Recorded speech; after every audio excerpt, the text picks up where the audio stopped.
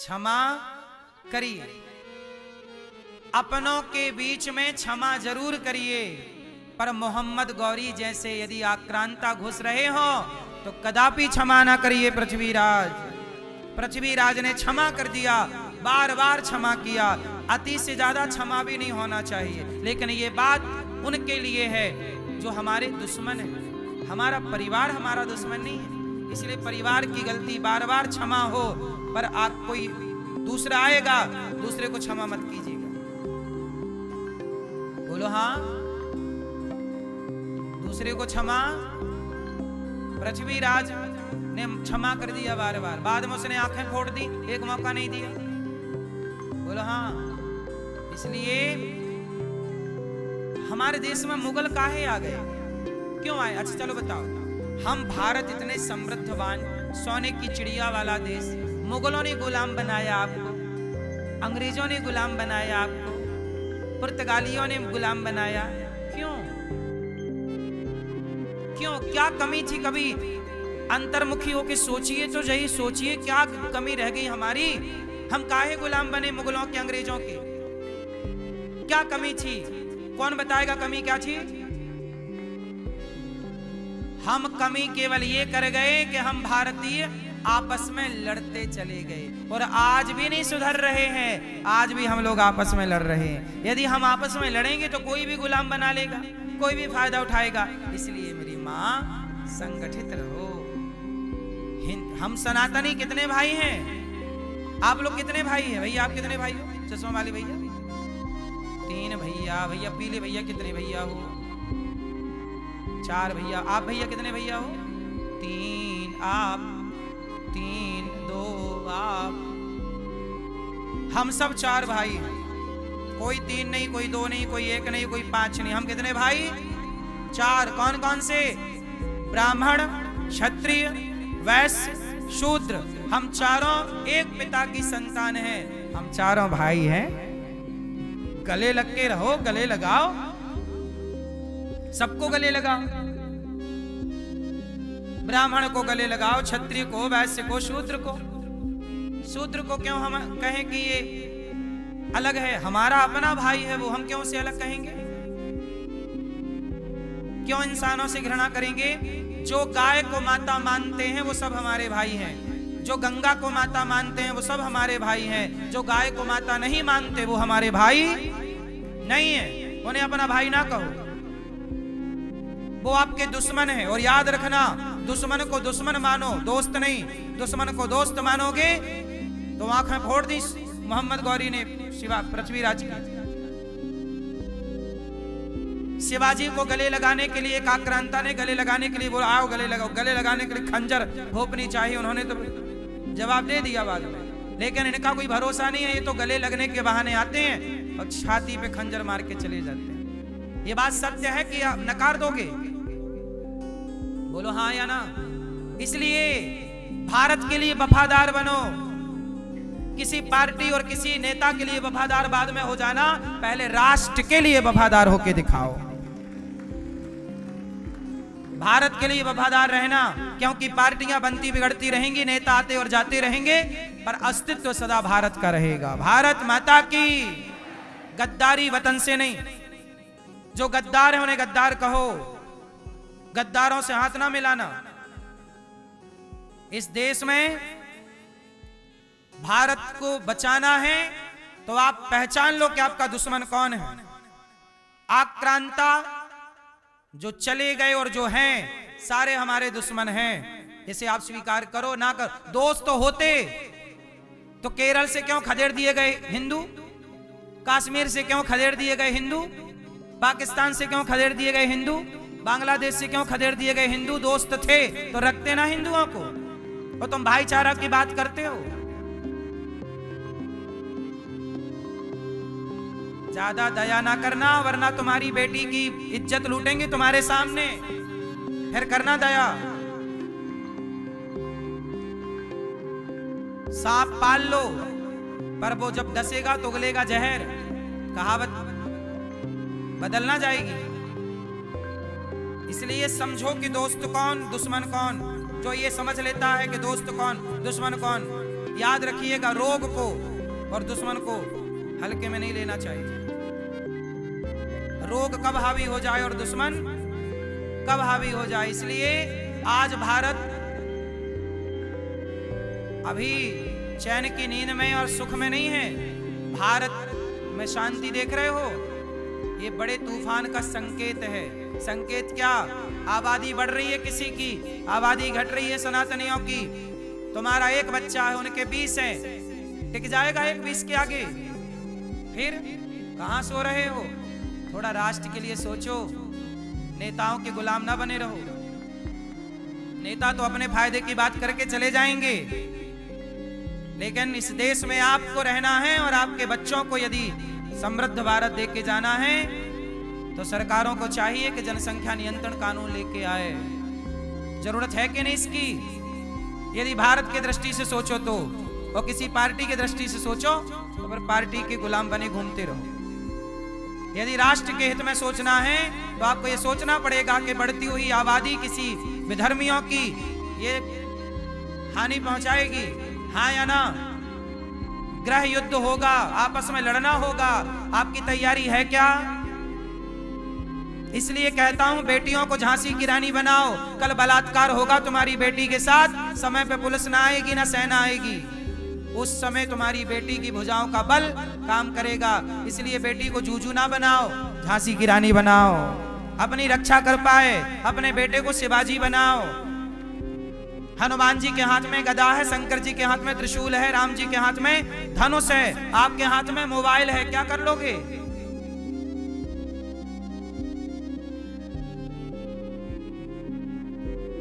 बोलो। इतने सारे सनातनी बैठे हैं, यदि 50 भी विधर्मी आ गए ना, तुम सबको काट डालेंगे। क्यों? क्योंकि तुम्हें लाठी चलाना भी नहीं आती, तुमने केवल लड़ना सीखा है। लो लो, खा खा खा खा खा खा, लड़ो, बस आपस में लड़ो और मरो। जिठानी से लड़ो, देवरानी से लड़ो, भाई से लड़ो, दोस्तों से लड़ो, सनातनियों से लड़ो, हिंदू मुस्लिम हम लड़ें, ब्राह्मण क्षत्रिय वैश्य शूद्र आपस में लड़ें। तुम्हारी लड़ाई का फायदा मुगलों ने उठाया, तुम्हारी लड़ाई का फायदा अंग्रेजों ने उठाया, आज भी लड़ाई का फायदा नेता उठा रहे हैं। जातियों को लड़ा लड़ा के मस्त। भारत में नेताओं को देख रहे हैं, एक बार कोई नेता बन जाए तो 5 साल में उसके बारे न्यारे हो जाते हैं। कहां से ले आता है इतना धन? कोई सवाल पूछने वाला है नेताओं से कि भाई साहब कल तक तो तुम ऐसे थे, आज ऐसे हो गए? कहां से ले आए धन? सरपंच बन जाए ना गांव में तो 5 साल बाद उसके बाद स्कॉर्पियो आ जाती है। 50 साल से टूटी साइकिल पे चल रहा था, सरपंच बना, स्कॉर्पियो ले आया। कहां से ले आया? बोलो। भ्रष्टाचार किस लेवल पे है यहां? यहां भ्रष्टाचार आम पब्लिक नहीं कर रही है, यहां नेता ही भ्रष्टाचारी है। कौन बोलेगा इन बातों को? नेता बोल नहीं सकते क्योंकि चोर चोर मौसेरे भाई।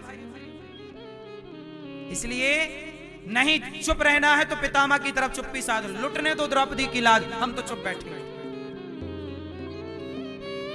या तो पितामह भीष्म बन जाओ, चुप रहो, लुटने दो साड़ियां, उतरने दो कपड़े, या बोलो।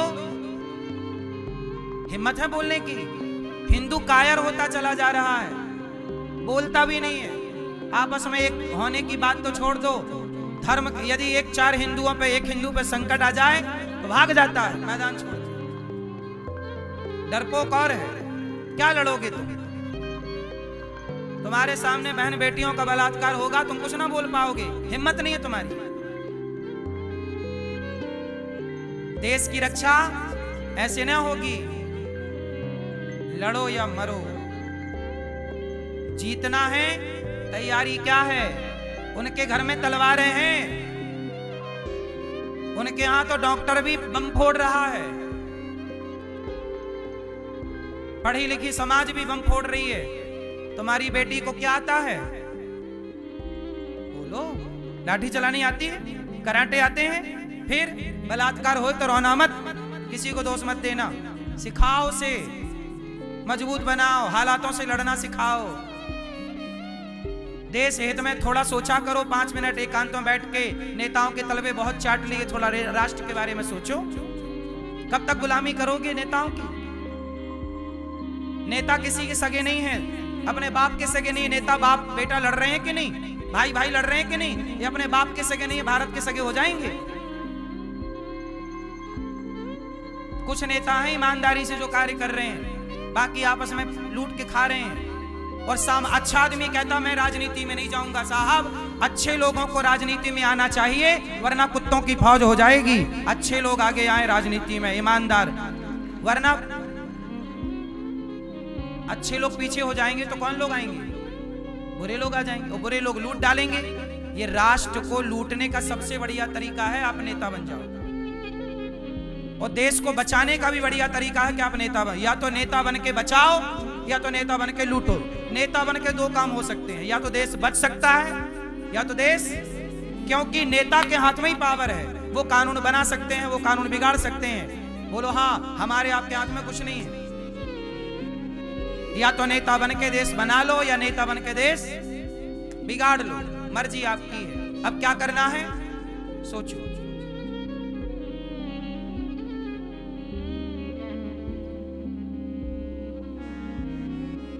भगवान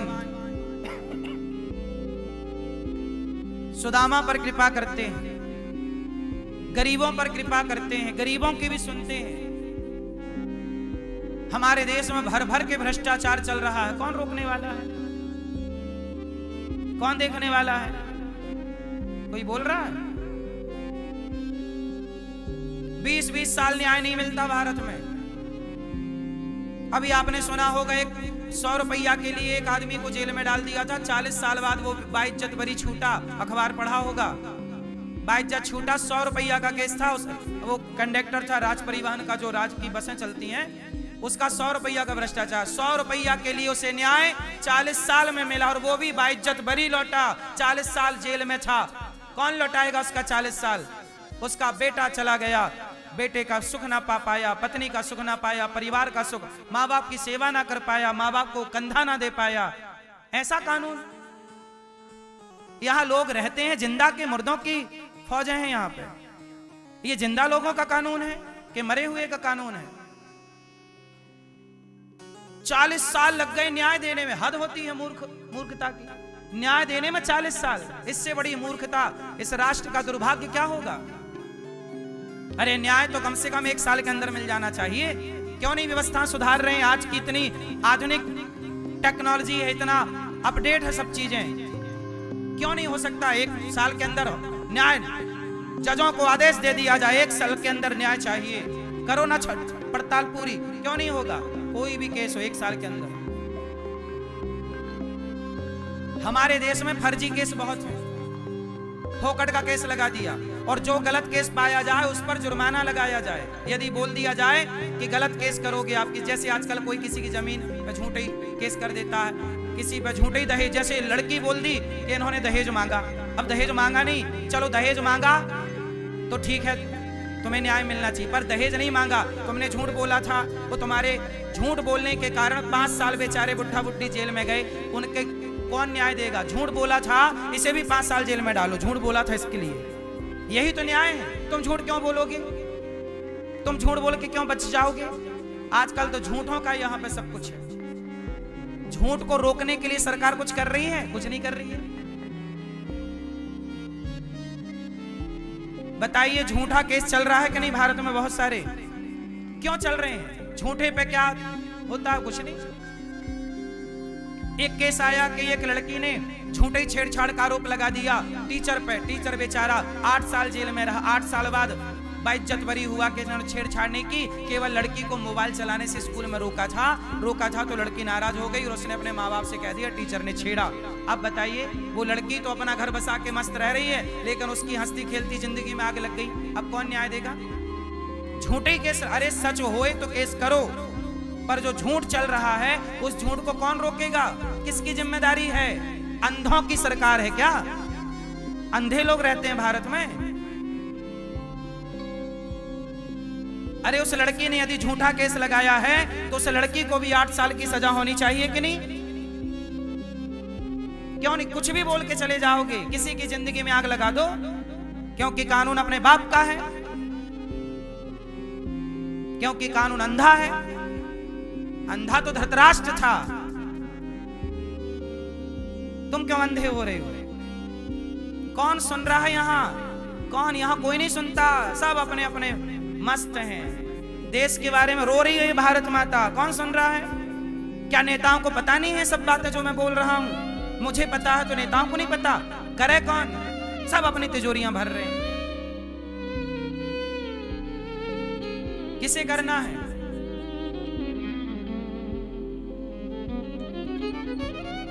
हम लोग केवल इसलिए बोलते हैं क्योंकि बोलने के लिए भगवान ने भेजा है। सुनो ना सुनो, बोलना है। पितामह को बोलना था, नहीं बोले, महाभारत हुआ। हम मरेंगे तो ईश्वर को जवाब देंगे, प्रभु हमने रोका था नेताओं को गलत करने से, नहीं माने अलग विषय। आपसे पूछेंगे तुमने रोका, तुमने आवाज उठाई? नहीं साहब, हम तो चुपचाप तलवे चाटते रहे बस। फिर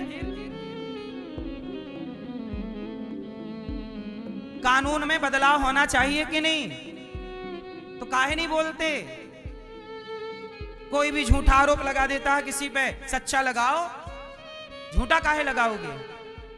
मैं गलत हूं तो मुझे फांसी जरूर दो, पर मैं गलत नहीं हूं तो क्यों गलत कह रहे हो? फिर कोई भी कुछ भी बोलता है। मीडिया के पास मुंह उठा के बोलने के सिवा कोई काम नहीं, कुछ भी बोल रही है। धर्मेंद्र जी मरे नहीं थे, मीडिया ने चला दिया मर गए, कुछ भी बोले जा रही है। झूठ पे झूठ, झूठ पे झूठ, और लोग उन्हीं पे भरोसा कर लेते हैं। मैंने बोल दिया लिव-इन पे रहना गलत है, मीडिया वालों को मिर्ची लग गई। 3 महीने तक कैंपेन चलाया। आज मीडिया वालों का फोन आया, बोले अनिरुद्धाचार्य आपकी गिरफ्तारी करवानी है। हमने कहा करा दो, तुम्हारे बाप का धन खा रहे हैं हम। बोले आपने लिव-इन पे कैसे बोला? अरे लिव-इन पे तुम अपने घर वालों को रखो, हम तो कहते हैं लिव-इन में रहना गलत था, गलत है, गलत रहेगा। तुम्हें मिर्ची लगे तो लगे, करवाओ गिरफ्तारी हमारी। जो गलत है साहब, कोई हम तुम्हारे तलवे चाटेंगे क्या? अरे साहब, शान से जिएंगे, शान से मरेंगे। सच कहते हैं, सच बोलने की ताकत रखते हैं, क्योंकि किसी के टुकड़ों पे नहीं पलते। हमारा पेट भरने वाला हमारा भगवान है, इसलिए सच कहने की ताकत रखते हैं। और सच कह के ही रहेंगे, सच कह के ही मरेंगे। जेल भेजो या फांसी पे चढ़ाओ, बोलो हाँ कि ना। गौरी गोपाल आश्रम में वृद्ध माओं की सेवा होती है, जिन माओं को अपने निकाल देते हैं। गौरी गोपाल में हजारों भक्तों को भोजन मिलता है। जिन भक्तों को, साधु संतों को कहीं भोजन नहीं मिलता, गौरी गोपाल में भोजन मिलता है। बोलो हाँ या ना। हजारों भक्तों को भोजन मिलता है, हजारों साधु संत भोजन करते हैं। हम तो सेवा कर रहे हैं सनातन की, भिक्षा मांग मांग के कर रहे हैं। किसी से चोरी नहीं करते, किसी के घर डाका नहीं डालते, सेवा कर रहे हैं। बोलो हाँ। जो काम नेताओं को करना चाहिए, सच बता रहा हूं, जो काम नेताओं को करना चाहिए वो काम ये दास अनिरुद्धाचार्य कर रहा है। गौरी गोपाल में अखंड भोजन चल रहा 24 घंटे। ये काम किसका है? ये काम राजा का है या नहीं? राजनेताओं का है या नहीं? कि आपके नगर में कोई भूखा ना रहे। पर राजनेताओं कौन अन्न क्षेत्र चला रहा है? गौरी गोपाल में अन्न क्षेत्र चल रहा है कि नहीं? और मैं वोट के लालच से नहीं करता, समाज की सेवा ईमानदारी से आया हूं, तो मरने से पहले कुछ तो करूं कि केवल भारत माता की रोटी खाऊं बस। सेवा करने आया हूं, सेवा करता हूं। गौरी गोपाल आश्रम में हजारों संतों को भोजन मिलता है। देखिए हजारों संत भोजन कर रहे हैं कि नहीं? एक दिन का भोजन आप भी कराने योग्य हैं तो कराइएगा, एक दिन की सेवा आप भी कराइएगा। गौरी गोपाल आश्रम में अखंड रसोई चलती है। क्या चलती है? 24 घंटे भोजन चल रहा है। कितने लोग इस बात के साक्षी हैं कि 24 घंटे भोजन चल रहा है? मैं झूठ बोल रहा हूं कि सच बोल रहा हूं? सच है। आप भी देख सकते हैं, रात के 2 बजे कोई आता है, गौरी गोपाल में भोजन मिलता है, दाल चावल सब्जी रोटी निःशुल्क मिलता है। बताइए मानव जाति की सेवा नहीं है? सेवा है, सेवा करते हैं। कैसे करते हैं? आप लोगों से भीख मांग मांग के। मैं भ्रष्टाचार तो नहीं करता, चोरी तो नहीं करता, डाका तो नहीं डालता। बताओ भीख मांग के करना सही है कि गलत है? इसलिए कहता हूं इस भिखारी को सेवा जरूर किया करो। पर हमारा धर्म है राष्ट्र से लेना और राष्ट्र को वापस करना। जरूरत पड़ने पर ये दास अनिरुद्ध अपने आप को भी उस सब कुछ राष्ट्र को समर्पित कर सकता है और ये राष्ट्र की सेवा ही है। हजारों भक्त भोजन करते हैं, 30,000 लोग पर डे भोजन करते हैं यहाँ पर निःशुल्क। आप भी थोड़ी सी सेवा कर लो। यहाँ पर गुरुकुल चलता है, मदरसों में सरकारें सपोर्ट करती हैं, गुरुकुल में 1 रुपया का सपोर्ट नहीं है। ये दास आप लोगों से भीख मांग मांग कर गुरुकुल की सेवा करता है। बच्चों को रहना फ्री, खाना फ्री, कपड़ा फ्री, कॉपी फ्री, किताब 150 बच्चे पढ़ते हैं। ये सनातन की सेवा नहीं है। मैंने सोचा है कि मैं एक स्कूल बनाऊंगा कक्षा 1 से लेकर 12वीं तक, CBSE बोर्ड का, जहां बच्चे निःशुल्क पढ़ेंगे। कक्षा 1 से 12वीं तक का स्कूल होगा और निःशुल्क पढ़ेंगे लड़का लड़की। सच शिक्षा ही नहीं संस्कार भी पाएंगे। ये सेवा दास करना चाह रहा है। क्या ये राष्ट्र की सेवा नहीं है? क्या ये काम नेताओं को नहीं करना चाहिए? नेताओं ने स्कूल बनाए हैं साहब। नेताओं के स्कूलों को झांक कर देखिए, उन्हीं के स्कूल सबसे महंगे हैं इस देश में। क्यों नहीं तुम शिक्षा दे रहे हो निःशुल्क? क्या करोगे? इतनी दौलत का बांध के ले जाओगे, कफन में जेब बनवा लेना बड़ा सा। साहब काम आए आपकी दौलत, यहां बांध के तो लेना जाओगे। मैं एक स्कूल बनाना चाहता हूं कक्षा 1 से 12वीं तक। आपका मन हो तो साथ दीजिएगा, नहीं मन हो तो कोई बात नहीं। गौरी गोपाल आश्रम में हमारी माएं रहती हैं, आप भी दर्शन करिए इन माओं का। जिन माओं को बच्चे घर से निकाल देते हैं, 310 वृद्ध माएं हैं। भैया कहाँ से आई हो मेरी माँ? छत्तीसगढ़ का है बेटा। कौन कौन है आपके घर पे? बेटा है। बेटा है? हाँ।